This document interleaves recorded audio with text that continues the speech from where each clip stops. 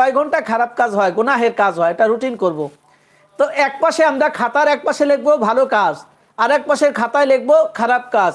এই দুই কাজ লিখবো, খাতার মধ্যে দুইটা সাইড করবো, একটা ভালো কাজ একটা খারাপ কাজ। তো খারাপ কাজের সময়টা হিসাব করব, খারাপ কাজের সময়টা কতক্ষণ করেছি সেই সময়টা লিখে রাখবো।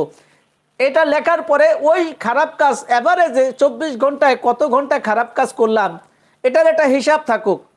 এটা হিসাব করার পরে আবার আমরা পরবর্তী টাইমে এই যে 24 ঘন্টার মধ্যে হিসাব করার পরে আবার পরবর্তী টাইমে এই 24 ঘন্টার ভিতরেই আমরা আবার ওই সময়টাকে ভালো কাজ করব।